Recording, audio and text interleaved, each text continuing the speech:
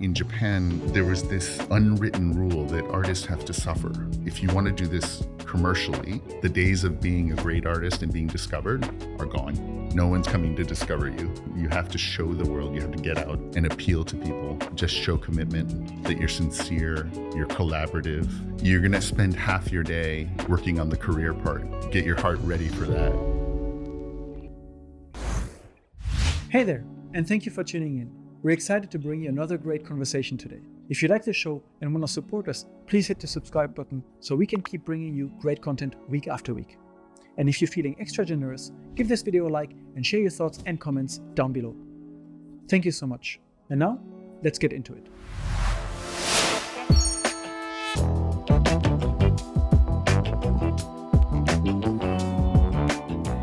Welcome to Unpacking Japan. I'm Toby, sitting here today with David Hewett. Thank you so much for coming. Thanks for having me. It's exciting. You're one of Japan's most famous artists. I don't know about that. Your work has been exhibited in some of the most prestigious hotels in the country, has been used as gifts for heads of states.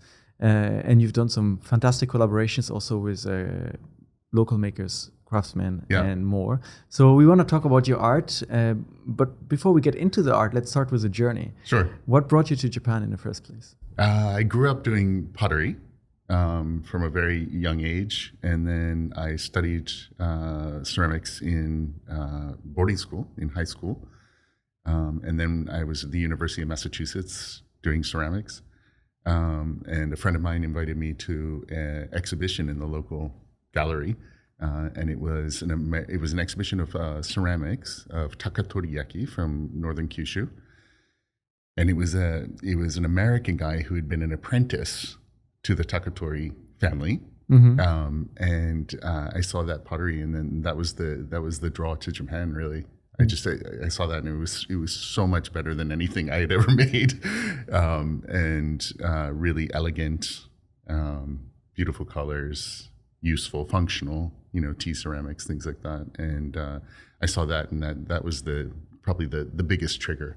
I also had been doing karate since I was about 14 years old. So I had a general interest in Japan anyway, and had taught myself a little Japanese during high school, just from books and being around the dojo. So that's probably to study ceramics was the biggest pull. Interesting. Like Japanese ceramics is also very diverse. You mentioned Takatori ceramics from northern Kyushu. Yeah, originally Korean and brought over by Hideyoshi. Right, all these families were brought over.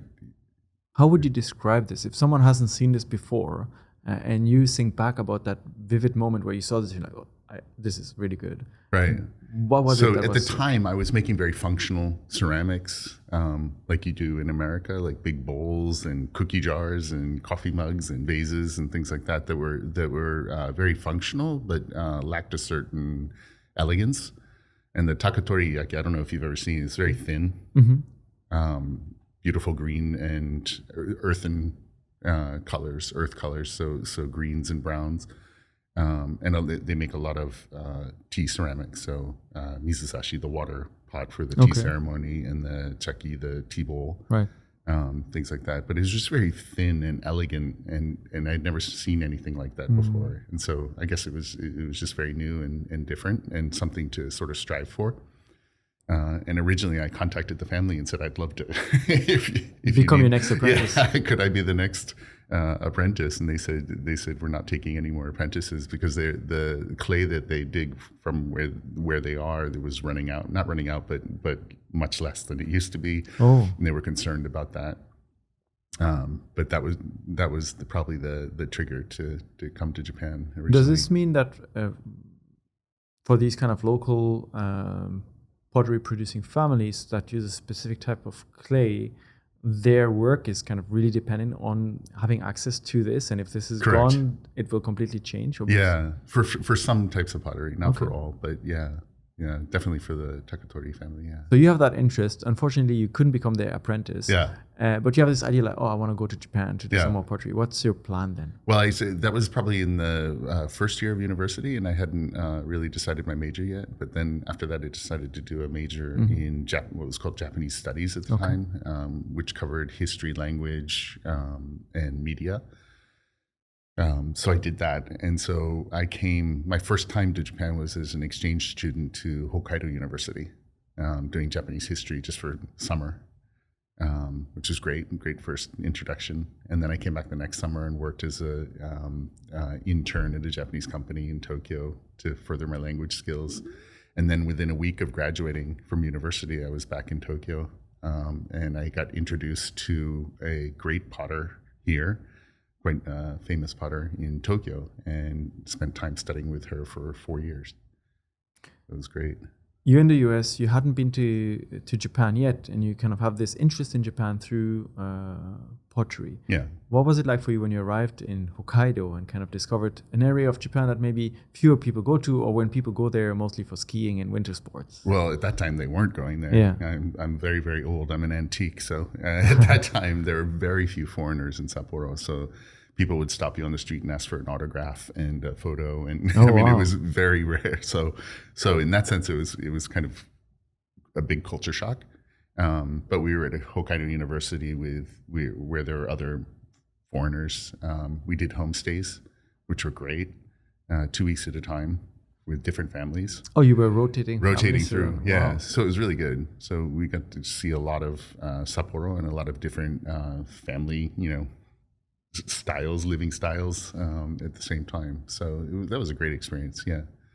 And then the switch to Tokyo must have been quite something. Also, Tokyo at the time was quite a different actually, city than it is today. The company I worked with thought it would be good for my language to do a homestay again.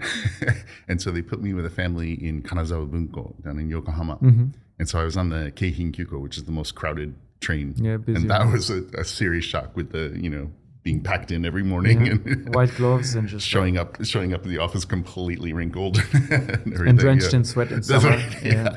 So I did that for 2.5 months, something like that, during the summer. That was also a completely different experience, but great experience. Yeah. What was it like to be on a homestay and kind of join a family temporarily with a different culture, maybe language barrier, and It was great. All of my homestays have been great. Yeah. It's now 30 years ago, but they were all fantastic. The families had people stay with them before, so they were Okay. used to it. I had my own room with like a format room and a futon, and it was great. Yeah, really, really good. So you studied Japanese, but your interest was pottery. But now suddenly you're working at a company in Yeah. Tokyo. Yeah. Did you decide at the time already, I want to stay in Japan? This is a place I want to be for longer? Probably in the back of my mind, I still had to go back and graduate, do another year of university in the States, but doing a degree which is so specific in Japanese history and language, it'd be weird to end up in Portugal or something. So For sure. So yeah, probably in the back of my mind, I was determined to come back. How did you decide then to pursue your life in Japan? Were you thinking, I'll do a corporate career with my my degree, or did you already kind of have this idea of, I want to do art? Yeah, I have a really, really screwy resume. So if we run through it, I came to Japan after graduating. I spent 4 years studying pottery and teaching English, like a lot of people do, to pay the bills. And then I went back and I joined the Marine Corps in the States, wow. the United States Marines. So I was a Marine Corps reservist for 4 years in the States. And when I finished that, I came back and I worked as a banker in Tokyo. So I worked for investment banks in Tokyo for 13 years, but all while doing art the entire time. So I was living in Roppongi, and my office was very close to there. And in Mita, which is right next to Azabujuban, we're all right in the same area. I had a gallery and a studio and a pottery studio. So painting studio, pottery studio, and a big gallery. So from Friday night till, Sunday night, I'd be in the studio painting or making pots. And then from Monday to Friday, it'd be banking. Monday to Friday banking sounds like a very demanding and stressful job, especially investment banking. Yeah. Dealing with very big numbers and long hours. Yeah. Was it like all the stereotypes tend to depict it as a kind of everyone wearing a suit, very strict, very stressful, a lot of overtime and just following what the boss is saying, staying Yes. late. Yeah. Yeah. Pretty much. Yeah. Simply yes. So how do you Yeah. balance that with By going doing and making something? pots on the weekend. But exactly. So But it's where great, is this? yeah. Where is the space for the creativity? Does it Yeah. not get absorbed into the stress from? No, I think maybe the creative sort of outlet was why it was tolerable, to go for so long and do that. So in your studio on the weekends, you were doing mostly pottery at the time? I was doing pottery and painting. And painting. And painting as well, yeah. So I was also doing shows around Japan at the major department stores, and the bank was happy with that, and yeah, it was really great. Good balance, work-life balance. What kind of art and pottery were you trying to do at the time? So from 2005, I started working with gold leaf. Mm-hmm. So I went to a museum in Tokyo and I saw some 12th century screens. And I went with my wife and we looked at these screens, and the pigments had faded and some of the gold leaf had fallen off. And some of the washi underneath was showing through. Mm-hmm. They're 800 years old. Yeah.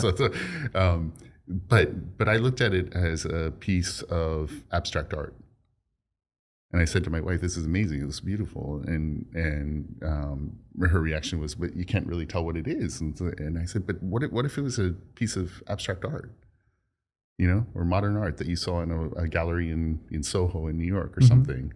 You'd think that was really cool. And I was like, oh yeah, that's really beautiful. And so that's where the interest in screens started for me. Mm-hmm. And so I went and studied screen making in Tokyo and learned how to do that in the 10th century way. No modern tools, nails made out of bamboo, shofu nori, the glue for putting everything together, and pigments, and nikawa, which is traditionally comes from deerskin, gelatin from deerskin, which is the adhesive that we use to put everything together and put the pigments on the washi. So I really went through that whole learning process. Is this something you learn at school, or do you find I found a school Oh, cool. that does it in Tokyo, yeah. But nobody takes the time to learn anymore because screens are a little impractical in modern life. Aren't they? They're big. I make large screens. They're got gold leaf and it's paper, and you bump it, it's finished, and you have to treat them with a lot of care, and it takes a lot of time to make them. So the only places you can really display them are sort of restaurants or hotels or things like that.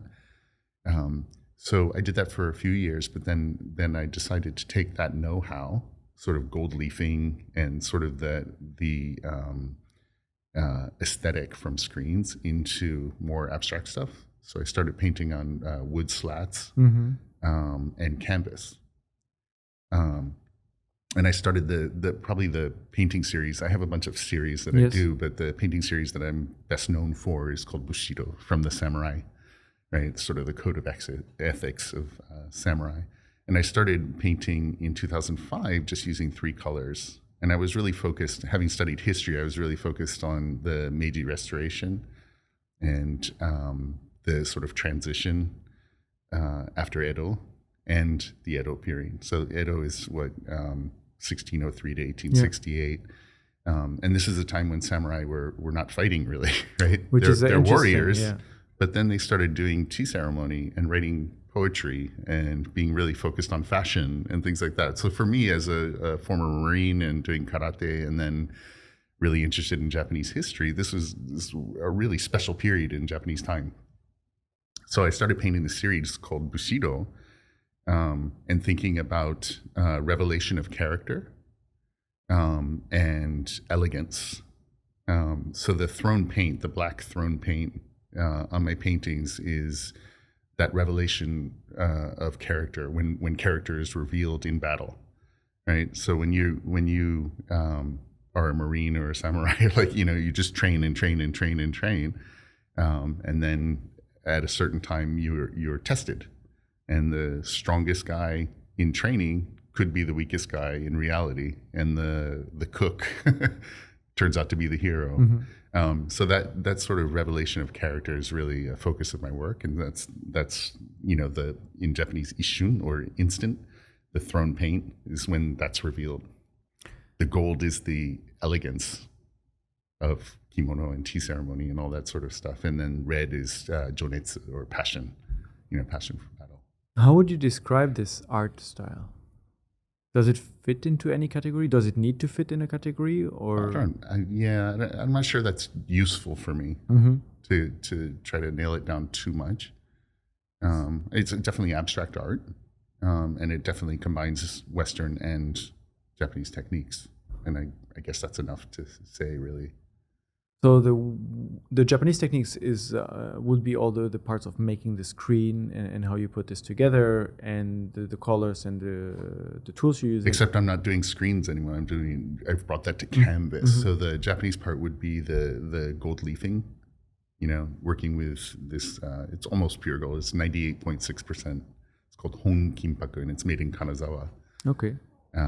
So I've been working with the company there called Hakuichi for years, and they make all the gold leaf for me, and we do a lot of crafts as well, so chopsticks and plates and things like that, and I work with them on lots of projects, but they make all the gold leaf. This series, Bushido, is now very famous, and some of the large paintings are exhibited at like the Ritz-Carlton Hotel. Yeah. But when you start out as an artist here in Japan, how is it for you to kind of find the supply of gold leaves, or to find a place to exhibit? Yeah. Well, when I started, there's no iPhones or internet or anything. So hard. You would just go to an art store and ask someone, or ask an artist who's already doing it, and get introductions. And it was very analog. Now it's much easier because we have the internet. It was a lot harder. Getting a first show here is very, very difficult. Probably still is. I approached, at the time we didn't have, again, internet or anything, so you couldn't build a website and just show people your website. We would make physical slides, put them in these beautiful boxes, and send those to galleries and hope they took an interest. Okay. So I probably approached 40 galleries in Tokyo before I got my first exhibition. And to be fair, their response was really nice about the art, but they said, you're a foreigner, you're probably going to go back to your country.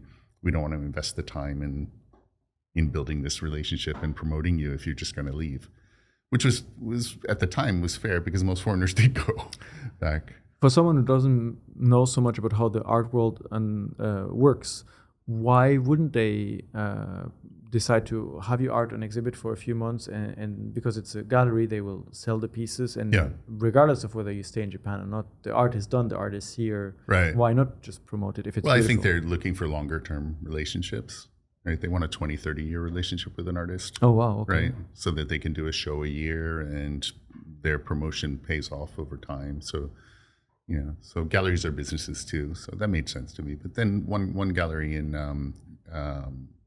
in Tokyo took a risk with me, and we had a great show. We sold about 90% of the work that we put up, which is great. They were very cheap at the time. This is 35 years ago or something, and that was really, really fortunate. And then a year later, we did another show at the same gallery, and an interior designer for the Imperial Hotel just happened to be coming through, saw the paintings, liked them, and said, the Imperial Hotel is doing a major renovation, and there's a competition for artists to be included in the renovation. Would you like to put a piece in? And I said, of course I would. And I won that competition. So luck plays a big part in any artist's career, I think, in terms of making it commercial, not just that part. But so I got a commission in 93, I think, 92 or 93, for 108 paintings. I can imagine this is a as really a big thing for 25-year-old kid, so that was huge. And so I spent a half a year painting those. You must have been like painting it was a lot. It was like a factory, frankly, but it was great. So we did 100, or I did 108 paintings that were about 1 meter by 70 centimeters on washi. So I got some really nice rough washi, and I just did these human figures with a calligraphy brush, with big calligraphy brush in color. So they were quite simple. They weren't very intricate work, which was better for that number of paintings. Are they all still at the Imperial I don't Hotel? know. Actually, they're doing a major like tear down rebuild. I think this year or next year there. So I don't know what happens to them, frankly. Oh, Yeah, I don't know what happens. we'll have to investigate and find out. We'll have to find out. Before we talk maybe about the commercial aspect of art here in Japan, Yeah. I want to kind of understand more your creative process. Sure. We talked about you have your day job on the weekdays, and then you go into the studio. How do I imagine that process for you? Do you have an idea of what you're going to do? Do you go in there and you just look at the materials you have and you just feel how it is? Yeah. So the day job was until 2013. Yeah. And after that, just mostly art. I do some other stuff, but mostly art. I often think about paintings before I fall asleep at night, and I will email. I have my phone, so I'll just email a few lines to myself about, and then it'll trigger me in the morning. When I see that, I'll go, "Oh yeah, that's what I was thinking." I often take pictures of nature or in cities of rust. I love rust. Okay. I did a whole series called Barnwood, which was based on actually in Vermont. My aunt had an 18th century barn. Wow. And it was old. The wood was old and moss covered Okay. and a little rotten. So it had red sort of mold on top of green moss, sort of integrated into the old brown wooden boards with beautiful colors. And so I took pictures, lots of pictures of that, and then I did a whole series of paintings based on that. So yeah, I go in with an idea, but it doesn't always come out the way you thought. A lot happens in the process. It's like pottery as well. When you're, unless you're a production potter, making 100 coffee mugs or something, you're trying to make an art piece, and I usually sketch a vase. This is the general shape I want to go. But while you're making it, the clay will suggest things to you, and the balance will change when you're making it. And so paintings are the same for me. They end up a little different than you had when in your mind when you began, but in general, there's a direction. There are some artists, I've seen some documentaries when they kind of go into production, I don't know, they retreat somewhere, they lock themselves up from the outside world, and they kind of just dive deep into their craft and they just do this until it's done. Yeah. I can imagine maybe sometimes you can do a painting in a day, but some of your work may take longer. Yeah. How is it for you? Do you take months to finish a painting? Do you? No, not well, unless I did the ceiling of the Kumano Kotai Jinja, the Kumano shrine in Karizawa. And that was 2,500 sheets of gold, 24 square meters. Okay. That took months. Yeah. So large projects like that. The Ritz, we just finished 2 enormous paintings for the Ritz in Tokyo for their first floor lobby. It's on both sides, like this big. Wow. That took a long time. But in general, the paintings I'm doing now are, if I'm not preparing for an exhibition, they've been ordered, commissioned. And they'll be, the size of this table or 1 meter square or something like that. So they don't take that much time. The other thing is because I was a potter before I was a painter, I often tell people I'm a potter who paints. Okay. Rather than just being an artist. Why? Well, because I love the repetition of pottery. I'll sit down when I get into production. I'll sit down in the morning and, like you said, just go into the right brain and sort of disappear. And I'll come to 8 hours later, and there'll be 50 pots sitting there that I don't really remember having made. So disappearing into it like that it's like meditation for me. It's great. Gold leafing is similar. So if you think about the time I spend on most of my paintings, probably 60 to 70% of the time is gold leafing the canvas. I'm working with the gold leaf, which is incredibly repetitive, right? And it's the same process over and over, it's very similar to ceramics for me. How do you approach a painting for like the Ritz-Carlton that is in the lobby that is like really big? Where do you start? Sketching. Sketching. Yeah, just I'm really bad with computers, so I just get out a piece of paper and play with colors. And because I'm using gold for most of my paintings, that's step one is easy. But then take a lot of photographs of the space. I work with architects and interior designers a lot, big building companies, housing companies, and sometimes they'll get me involved before the building's been built, and they'll show me, here's the colors that we're thinking about, here's the space that we're thinking about. We'd like to have you build something, a work for this space. So that often happens. And then we have, in my studio, I have a graphic designer who works with us full time. And so she'll go in and take my ideas and make them, look as if they've been completed in the space using CG. So the client and myself can get a really good vision of the direction. And then we show that to clients before I begin and get the sort of okay for the direction, with an understanding that it may go 25 degrees this way, it may go 25 degrees this way, but mostly that's where we're going. This is a good transition to my next question, because I'm curious if as an artist or a potter that does art, that does paintings, when you create from scratch and you just start feeling the pottery, or you just see something outside, you take a photo and you do your sketches. Yeah. But when you get a commission for art, do they usually ask you for something very specific, or is it more like they want you to come up with something for a given space, but give you the freedom to make the work? I think the luxury of being a little bit well known is that it's like the four guys who are an overnight success as a band because they have a hit single.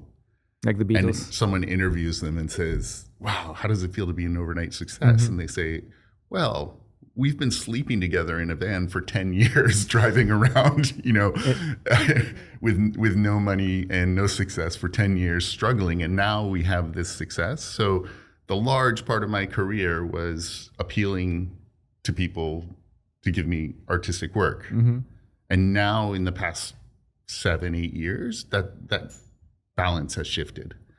But it took a lot of work to get there. So now people just give me the space and say, make what you want, which is great.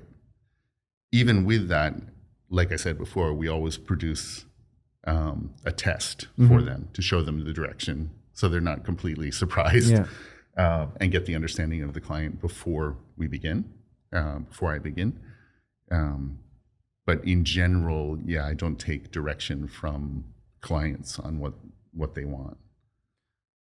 What you said is interesting about it's not an overnight success, it's 10 years of work, and suddenly... In this case, 30, because a former guest, Ladybeard, on a podcast, I asked him a similar question because one of the hits, music, a song went viral. And how was it feel to be suddenly like so well known? He's like, well, I've been working for 10 years to make this happen.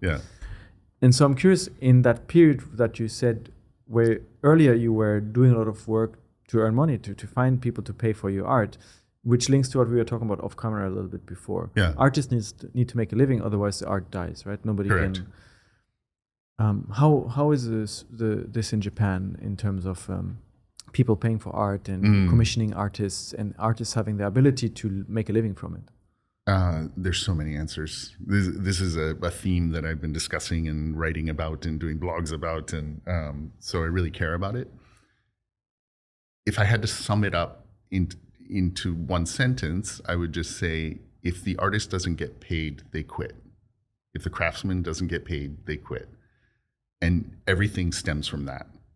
So, of course, it's not all about money. Artists produce art because they have to, because they love it. It's their passion. It's their language, right? It's my language. But they have to make a living too. So we have a lot in Japan. It's pronounced because culturally, I think Japanese are hesitant to aggressively self-promote. Whereas in the States, that's part of the culture is, look at me, and, it's more aggressive. It's more me focused. In Japan, everything's more collaborative. And artists, I believe artists are a little hesitant to draw attention to themselves in big and noisy ways. There's also a lack of understanding, I would say, in general, globally, with artists about if you want to do this commercially. These are two different paths, right? There can be very talented artists who just like making art and they never thought about selling a painting, and that's great. That's a great hobby. If you want to be a commercial artist, meaning make a living with it, then that's a very different day, right? So you can't just produce great art and hope someone will discover you. You have to spend time marketing. You have to spend time taking photos, and now social media and talking to people and being visible. Really important.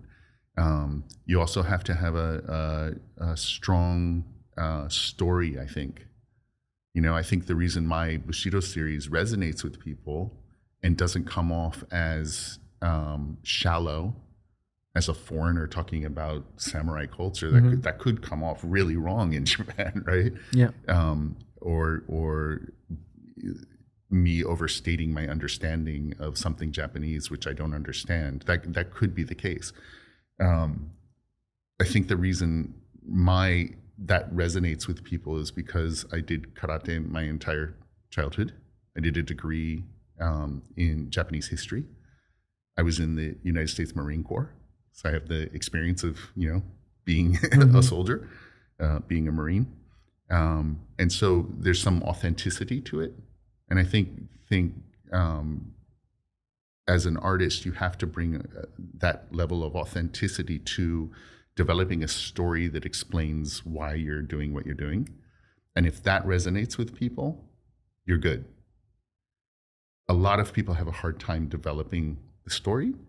And specifically in Japan, people are very hesitant to, it's overstating to say they're shy, but they don't want to draw attention to themselves, but they also want to draw attention to themselves. So it's really, really tough in Japan. But at the end of the day, if we don't, I'm really concerned about crafts that are disappearing. Lacquerware, beautiful lacquerware. Wajima got hit very hard last year by the earthquake. Yes. There's just so many crafts, kimonos and obis and like all this stuff is starting to disappear. And there's a lot of effort by the Japanese government to promote these crafts.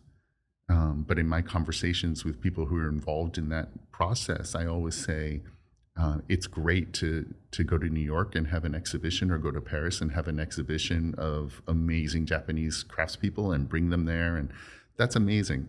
But if they don't sell anything, it's very hard for them to continue, really hard. So we need to focus more on the marketing side and channeling tourist money to the provinces of Japan and not just the big cities. That's a really important work, and I think more could be done. You brought up a few interesting points that I want to address, and I'm not sure which one to start by. But the last thing you said is it's awesome if you go to New York and you have an art gallery and you don't sell, then it becomes a problem, right?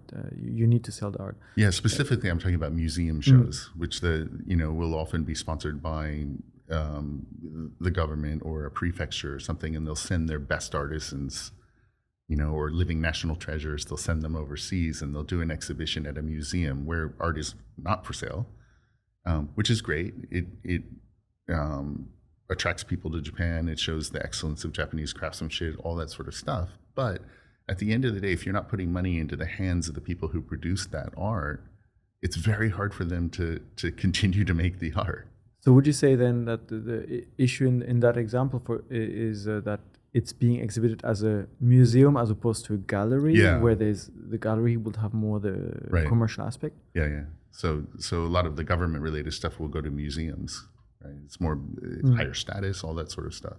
And galleries are businesses, so they're taking a risk, right? If you have a Japanese person coming across who your clientele may or may not know, it's a hard sell. So then it goes back to the story, right? How strong is the story, and how does it resonate with the people that are going to visit the gallery? That's right. My idea of Japanese craftsmen and artists is always, it links back to family heritage and local materials and an ancient art that is being kind of revived or transformed today. So it seems like there's always a story. Yeah. Why doesn't it resonate stronger at the moment with maybe the foreign audience, the tourists that are coming? I think it would if it was packaged well. Yeah, it's it's challenging because a lot of it is education, right? So let's take Ningen Kokuho, the living national treasure system in Japan. So there are craftspeople, artisans, metal workers, potters, who are designated as living national treasures because the understanding in their DNA, in their hands and in their mind is considered so valuable to the nation culturally that they're a living national treasure. And they get this designation, they get a stipend from the government, a small one, every month. And it, of course, boosts the brand of the artist. Of course, it's like a Nobel Prize in Japan, right? So it's incredible. So if you have a living national treasure who in Japan, everyone understands that their metalwork is amazing and how much time it takes to make it, and they're a living national treasure, which everyone in Japan knows, right? And this thing sells for $30,000 for a small bowl. In Japan, people get it. They won't sell a lot of them, but they'll sell some. Now you take that to New York and you try to explain to someone why that thing costs $30,000, and they say, it's a metal bowl. And you say, no, but it was made by a living national treasure. And they go, what's that? And you go, well, they're the 15th generation of their family that have been doing, so it's a bit of a tough sell. So education, like you're saying, the packaging of the story is so important, and educating people on why this object is so hard to make all by hand that way and why it has that value is immediately obvious to a Japanese person, less so to a foreigner. So there needs to be some education done there. With Japanese pop art, Murakami and things like that, Kusama, right? Yeah, if you think these things, the barrier to entry to that sort of art is very low. It's very easy to understand. Look at it, it's cool, right? It's right? Interesting because you look at it and it's cool because it fits into I would say, resonates maybe with the American, like Andy Warhol, or kind of this kind of pop modern art. And so people can connect. So but at the same time, barrier to entry is something familiar about it, right? But it's and so very complex. Japanese. It's very complex. It's very cool. It has a story. It has all this stuff. But crossing that cultural barrier is much easier for something like that. Yes. Right? Than these traditional crafts. Try selling a kimono in New York. No one's interested. They may put it on their wall as a decoration, but that's really hard. So how do we get more Japanese people to wear kimonos? So what is being done at the moment? You mentioned that you're working also with the government or cities to kind of discuss. I've had some chats with members of the Ministry of Culture about these topics. How to promote it was specifically how to get more tourists to go to the regions. And by regions, I mean places that are not Kyoto, Yokohama, Tokyo, Osaka. Kobe, Osaka, Nagoya, right? Those are the towns everyone goes to, right? Maybe Fukuoka. Yeah. But how do we get people to head up to Aomori and check out the amazing potters up there, or go to Ishikawa and check out the lacquer, drive out to Wajima and the beautiful coast. I mean, it's amazing, beautiful places, and the works are inexpensive, and the families have been doing it for 10 generations, and just incredible stories. But they're not getting the exposure they should. So that's a sort of pet project of mine, is to constantly talk about this with people and try to introduce people. And I do a lot of collaborations with Wajima folks. So yeah, I think through collaborating that way is one good way to shine a light on some of these regional craftspeople. But again, getting money into the hands of the artist is the final goal. You talked about self-promotion as well, and Yeah. that Japanese artists are a bit shy to do so, which is interesting because at the Not same all, time they but, have, not all yeah. obviously, but at the same time they have so much respect for this craftsmanship, for these generations Yeah. that are making this bowl, and if you tell them this is a national treasure, they will tell and see. And I notice as well when I go around with my wife and we see things, she'll pick up on small details and see this is well made, or especially food related things, this is high quality. I'm like, well, this tastes nice. I don't know if it's better or worse than something, but there's a better intrinsic understanding of these things. So with this high respect for craftsmanship, why is there less self-promotion, or like they're not promoting themselves, they're promoting the craft too, right? They're promoting something that people already respect and already like. Yeah. I think it's largely cultural. Like one of the sort of precepts of Shinto is being able to feel shame and to be right, and frugality, is one of the bushido. I think it's cultural. It's just not wanting to draw attention, not wanting to seem like you think you're better than someone else. I went to the National Gallery here. Every year there's a graduation show for the major art universities.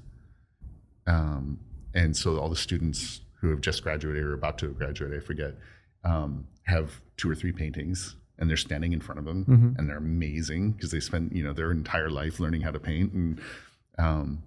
And I remember, this is probably 5-6 years ago. I won't say his name. I just met him recently. He's turned into an amazing artist, a successful, amazing artist. But I really loved one of his paintings. I said, I'd love to buy this painting because I collect art as well, and I'd love to buy your painting. And he just looked down. He wouldn't talk to me. I was confused. I was like, as an artist, that's amazing. If someone wants to buy your work, that's incredible. It's the biggest compliment you can get, right? So he wouldn't talk to me, and I said, what's going on? And my Japanese is pretty good. It wasn't a language issue. So I left. I went and looked at some others, and I left. And he chased me out of the building, followed me out, and said, I'm really sorry. My teacher was standing next to me. And I said, why is that a problem? He should be happy. And he said, no, he would be jealous if I sold a piece of painting, and I might not pass my course. So there's an institutional issue as well. And then we became friends, and we had several conversations about this, and it turns out that's true. And also, then I asked him, so do you, in art school, you've spent 4 years studying art in Japan, do they teach you how to build a portfolio and approach galleries? And he said, no, there's none of it. And when I delved into that a little more, there was this sort of unwritten rule that artists have to suffer in Japan. It's a little bit in Western culture too, that we have the suffering artist, and then he gets discovered, or that storyline. Yeah. Okay, but here it's like mandatory that you can't just right out of school. If you're a really great painter and a gallery wants to work with you, or an architect wants to work with you, great, right? But here there's definitely that sort of feel that you have to suffer a little bit. We started this conversation on the topic of basically financial sustainability of the artist, with you saying that if the artists don't get paid, they stop making art. Yeah. If this continues and artists don't get paid, or few artists gets paid, and they stop making art, what happens? Yeah, I mean, well, it depends how much you think art and culture matter to a society, right? As an artist, I think it matters a lot. So I think there will always be artists. There will always be a need for that part of the culture, that painting and design and, walking around the streets of Osaka, everything is designed really well here. People put a lot of thought into it, and it makes your life better. So it won't go away, but maybe we're addressing a problem that artists don't feel matters enough to address themselves, and that's why they're not doing it. So maybe it's unsolicited advice. That's one thing. But then you get to traditional crafts, and as someone who loves Japan and looks at it from the outside, having been here 32 years, I'm still sort of on the outside. I look at like kimonos and things like that and see, kimono shops closing all over the place. It's sad. And I don't know how to answer the question, is the long way of answering your question. If we go back to your story, you started 2005 with this bushido series, Bushido series, and you kind of had your studio, but you were working as an investment banker for 13 years. Yeah, until 2013. So what happened in 2013 that you were kind of able to make a decision to be like, okay, I will leave investment banking behind, the long hours, the stress, the overtime, and I'll focus on the art? My wife got pregnant. We got pregnant. I guess people say that now, but yeah. And I decided I didn't want to have a child in a big city. That's it. And so we moved up to Nagano and started doing art, built a gallery and a studio up there, and just sort of took it on full time. Yeah. It's interesting because I just got a child, and I feel like, okay, well, I need to make sure I can provide for family and for the child. So leaving my job and moving to the countryside to become an artist is probably not the thing I would think about, right? Right. Yeah. Yeah. Good point. Was it a leap of faith? It was a bit of a leap of faith. Yeah. But I was showing regularly at the time. I was probably doing 4 major exhibitions a year, even while I was banking. And then we ramped it up. I have a gallery I work very closely with in Karuizawa called Fukazawa Gallery. And he's great. Fukazawa-san's great. And he has connections to all the department stores across the country. And so he and I started working together probably, 10 years ago. More. Yeah, 12 years ago. And so for probably 6-7 years, we were doing 10 to 12 shows a year all across the country. That's like one a month, basically. Yeah, all across the country, from Sapporo to Kyushu, like everywhere. And so that was great for branding and marketing, and so we have people who have my paintings in their homes, in their businesses, their restaurants, and their hotels across the country now because of that. And so that was very, very useful. So it was a lot of work. It's that's the driving around in the van is a rock star period. Not a rock star, as a struggling rocker. Yeah. Does anything change to your art after you decide to pick it up full time, and now you're like, okay, well, I need to maybe consider the business side of this more because I don't have the banking salary anymore. I need to sell more, have more shows, and does this affect the art itself as well? I think I started taking more risk when it got more real. Interesting. Yeah.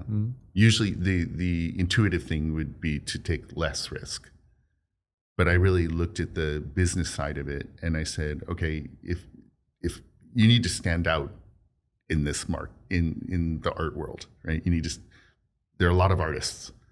So I started doing larger works with no end user in mind or buyer in mind, and displaying them and getting known as the guy who does large gold leaf works. A lot of self-promotion, a lot of art shows where we sold nothing, for years. And then you'd get, because you did that art show in Sendai, a lot of people would come through, thousands of people come through, and you give them catalogs or cards or whatever. And a year later, you get a call from an architect. We're doing a hotel. We'd love to have you do the lobby. Or I have a restaurant. I'd love to, So it all was accretive, but there was no instant gratification through the process. So it's just building. over the years and years of doing it. Yeah. It's not necessarily you make a painting, you sell it, and you get the reward, and you can invest that into getting new materials for the next painting. But That's right, you yeah, just connect with people, put your work out there, and hope, a lot of hope, I guess, that people find you and can come back. Yeah, or you find them. The other thing is for anyone who's interested in working in art in Japan, trust. Well, it's probably true for any career here, but trust is key. Trust is key, and so longevity matters. I've been here 32 years. People know I'm going to die here. So when I work with architects and interior designers, they're willing to invest in me, and I'm willing to invest in them because we know it's a long-term thing. And I think that really, really matters. Being trustworthy matters. Everything has to be done perfectly before you promised it. There's no showing up late for the project, with a piece of art or, so trust, integrity, longevity, there's no shortcut, I guess is the way to say it. There's no shortcut in Japan. Whereas in New York, in the art scene, there are these guys who do something and they become famous and then you don't hear from them again. The hype, the social media attention, virality. There's shorter, there can be, not everyone of course, but there can be shorter careers. Here it's sort of the culture makes you earn it. It seems hard to build this kind of trust and longevity as an artist if you don't get paid and can't sustain making your art. And also I would consider art maybe something relatively volatile in terms of one day you sell it, one day you don't. It's not a, let's say, constant source of revenue like if you had a bakery machine, or bakery where every morning people go buy bread. Yeah, exactly. And there are in Japanese hayari things that are popular now that won't be in 3 months. In Japan we have restaurants that pop up and disappear in 3 months, 4 months. Very fast. So art is not dissimilar to that. There's, there are waves of, Murakami's the most amazing thing in the world, and then less so, and then back again, and there are waves to these things. So the way we deal with that in my studio is by constantly reaching out on the corporate side as well as individual collectors. But corporate work is very good, and they know you for a long time. We've done projects together. They have just constantly reaching out to folks and what's coming up, and these are 3-4 year projects. So we're having conversations now about a building that will be finished in 4 years. Oh, wow. Okay. So that's why I'm talking about it's not a overnight thing. It's an investment. You started making those larger paintings to kind of get your name more out there and be known for something. Yeah. You describe this gold leaf method as something very fragile. Yeah. When it's finished, how do you bring it somewhere so that it doesn't fall apart before delivering it to the client? Yeah. So gold leaf on screens, on washi, Japanese paper, is quite fragile, right? If you bump it, you tear the paper. You have to treat these things with incredible care. On canvas, gold is a metal. It's quite resilient. When I put it on, I use acrylic and oils, but mostly acrylic. Put gold leaf on. Once it's dry, once the painting's done, I varnish with an acrylic varnish. So it's very tough, actually. Okay. Yeah, so that's never been a problem. And then more recently, I launched a series in New York. I did a show at the Onishi Gallery in New York. And we launched this series of slat paintings that are reminiscent of a screen, so a lot of wood slats in a big frame. So we'll have 12 or 20 slats. And those are gold leaf and acrylic on wood that's been gessoed, which is a sort of a sealant first. And then those are all varnished as well. So they're incredibly tough, actually. Yeah. With the big paintings like you're talking about, like the Ritz, things like that, we bubble wrap. A lot of bubble wrap. Yeah. And then just be very, very careful. You explained your bushido series as kind of the elegance being there and the final stroke being that moment where you reveal yourself. Revelation, yeah.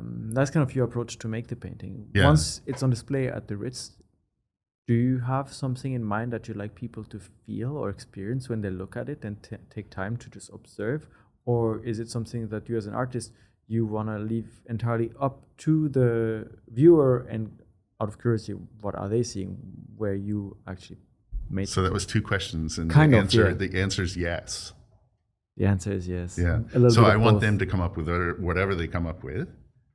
I also have something in mind for why I painted this thing, but I don't want to instruct them on how to feel about it. So my titles tend to be less instructive.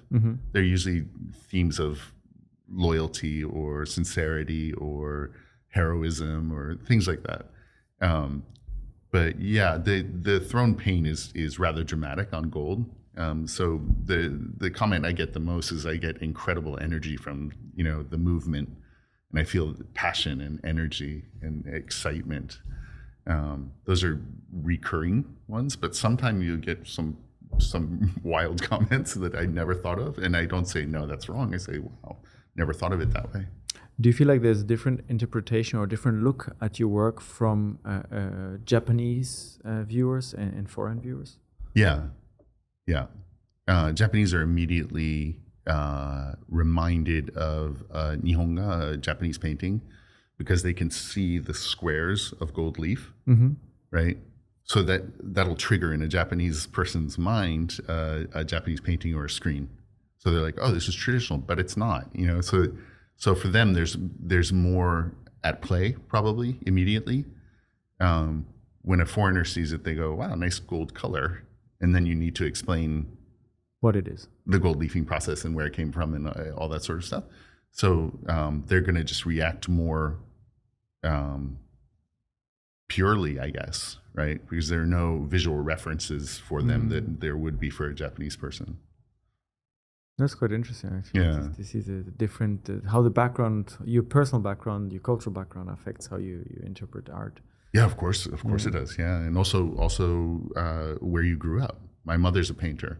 I grew up around her painting and around a lot of creative people, right? And so my way of interacting with the world and seeing things is through her eyes in some sense, So she would see something outside and go, "That's amazing. We should paint that," or something. And normal family might just walk by it, or or a different family, not normal, but a different family, So where you put your energy and focus, that's where you'll end up, I think, in life, right? So if you spend your days thinking about rust and why it's beautiful, then you're probably going to spend a lot of time creating something in that ilk.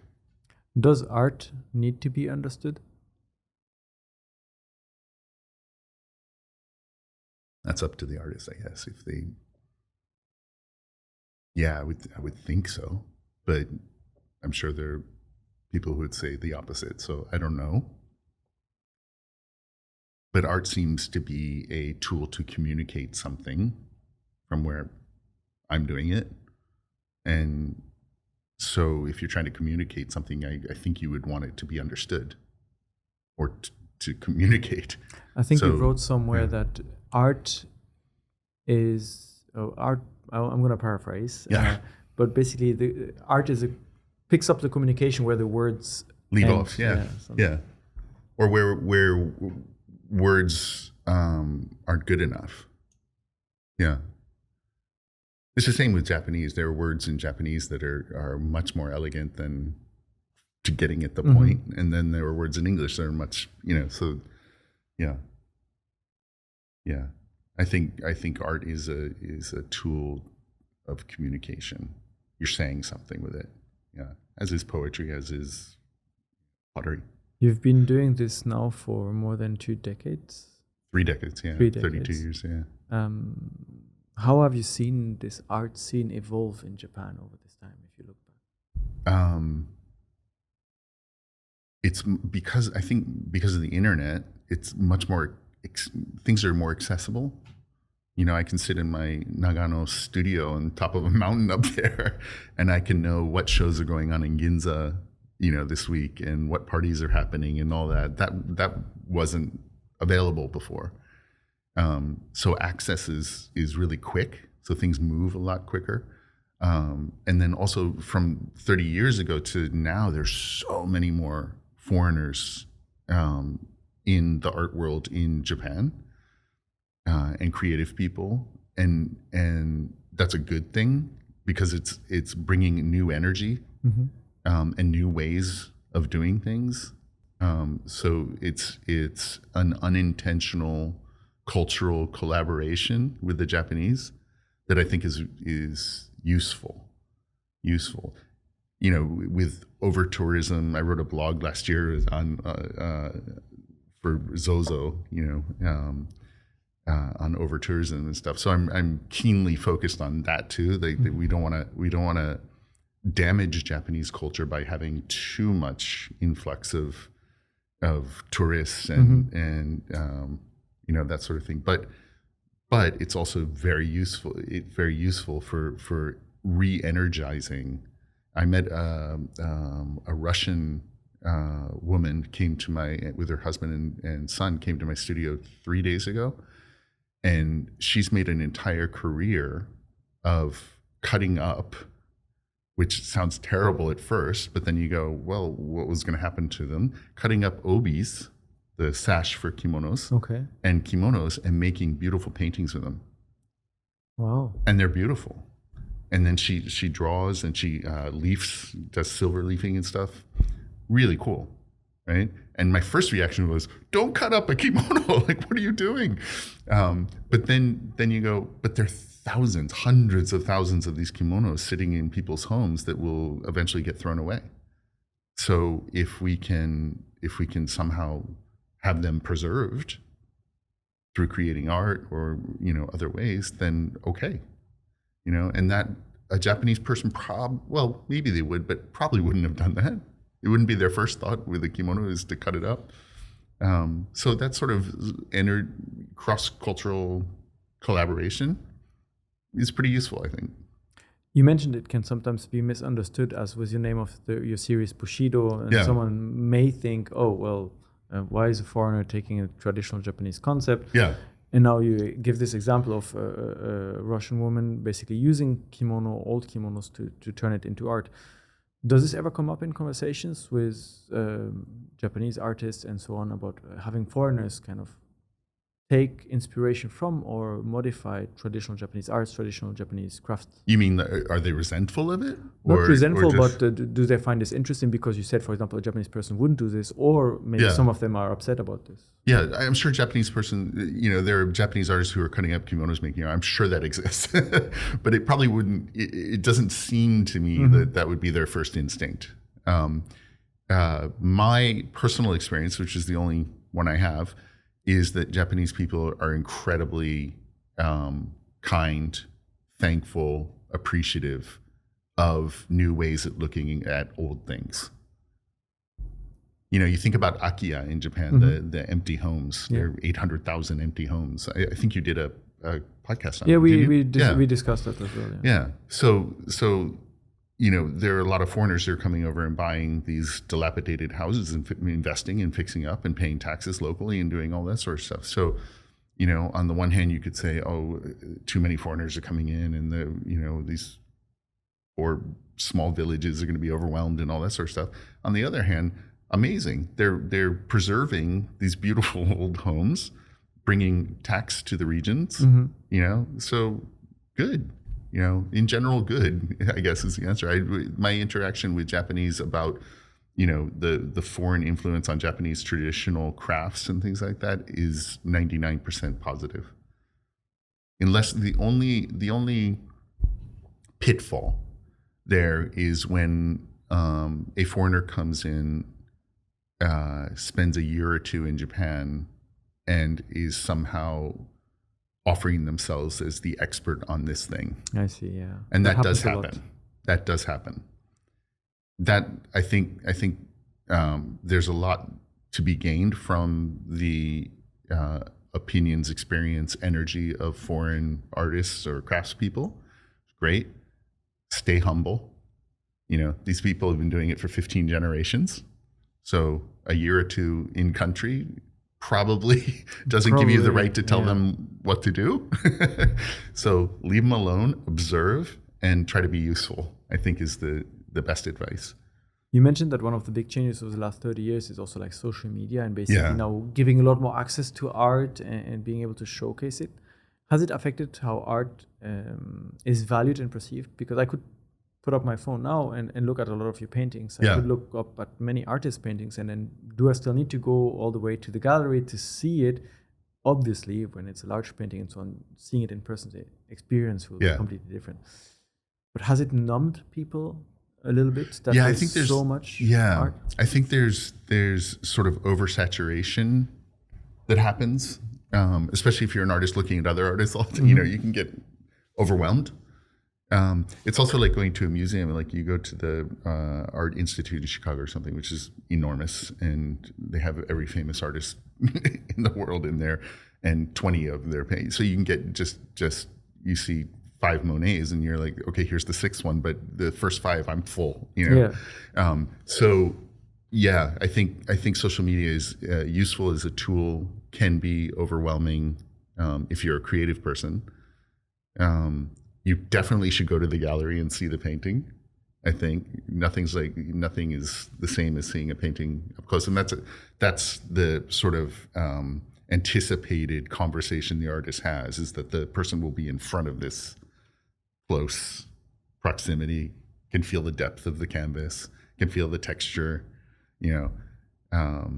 So you should definitely go to the gallery. And social media, there is a risk of oversaturation. But on the other hand, think about the marketing and the visibility that social media has brought to artists is just incredible, right? So someone, like we said before, up in Aomori, who's a great potter, may never have sold a pot in their life before, and now they can be on Instagram and show people around the world what they're doing. That's pretty incredible, pretty powerful. Do you have any recommendations for galleries or museums to go to here in Japan? In Japan, there's so many. My favorite, I don't do a lot of museums because I'm looking for the new thing often. So my favorite thing is in Ginza. So I live in Nagano, which is closer to Tokyo. In Ginza, there's literally hundreds of galleries.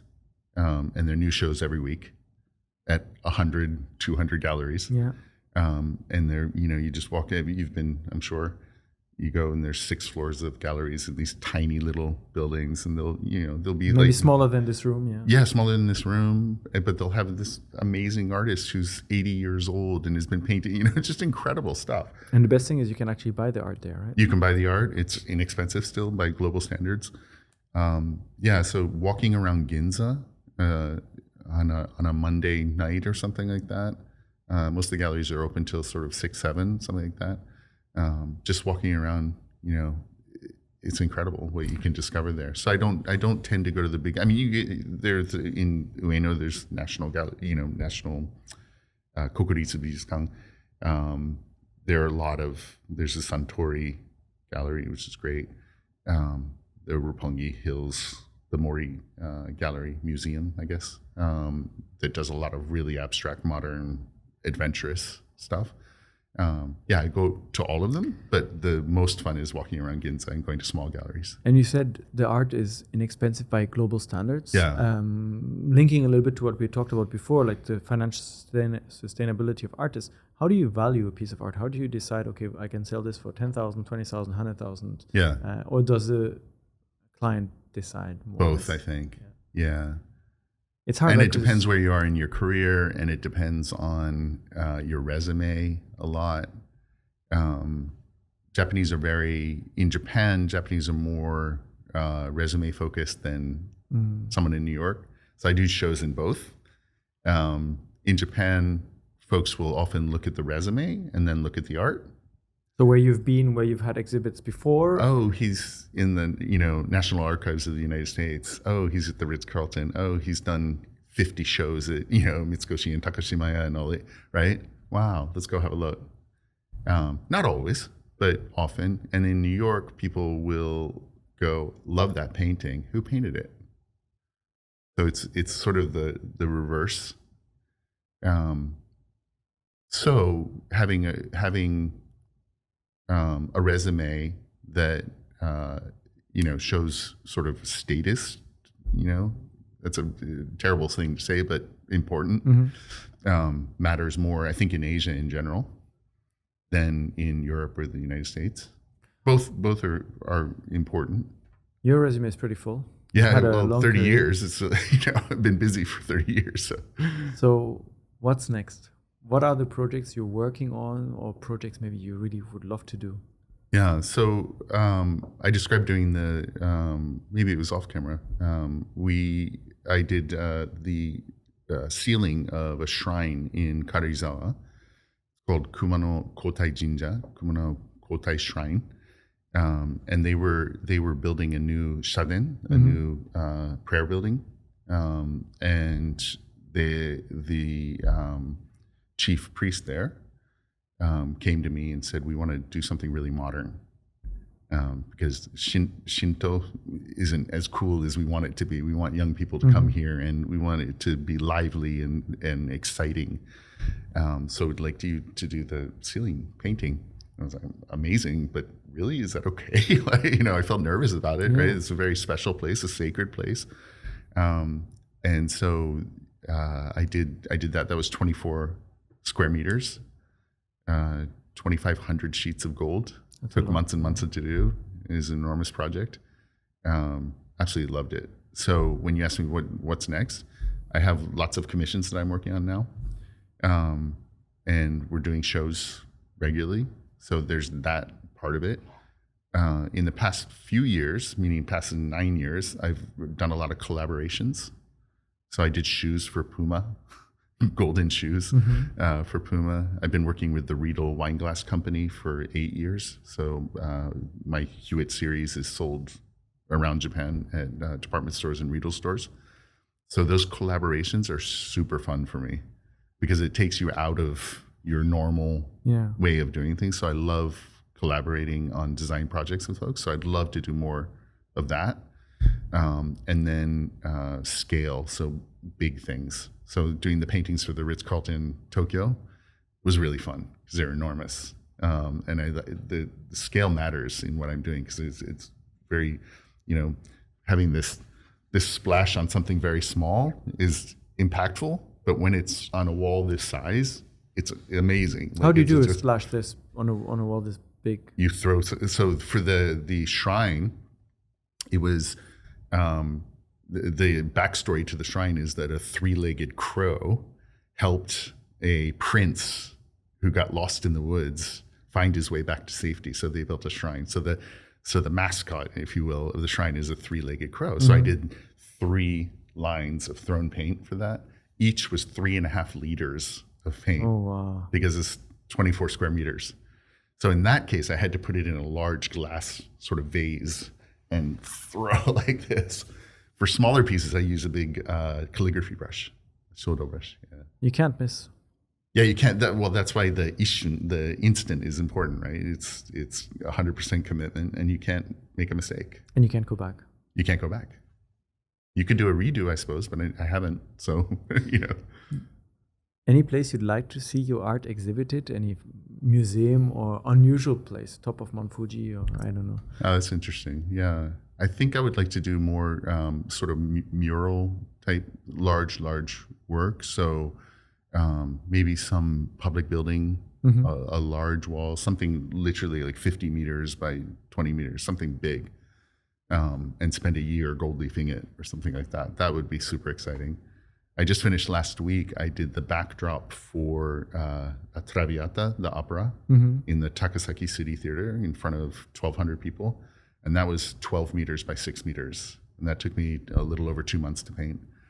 But so a lot of planning. You don't really know how it's going to come out until you see it up on stage. That was super fun. So bigger stuff.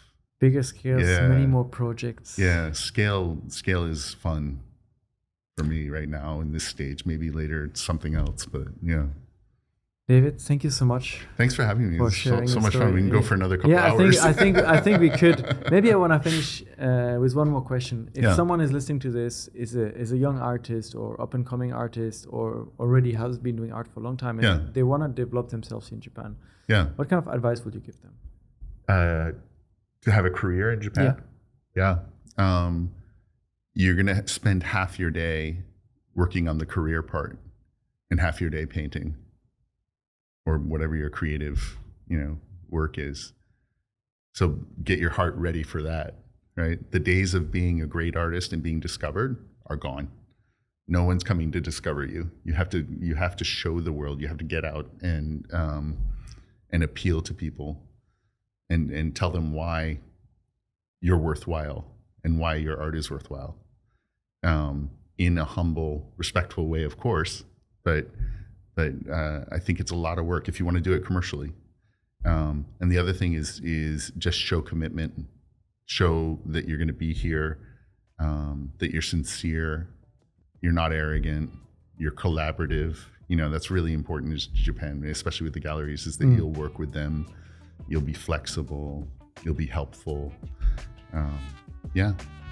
And anyone can, go to my website and contact me. And I often do coaching sessions with young artists just for fun. We'll put all the links in the description so people can see your work and find and reach out to you if they have questions or if they want to stop by the gallery to see. Anytime. Thank you, David. Thank you, everyone, for listening and watching. This was Unpacking Japan, and we'll be back again next week. Bye. Thanks.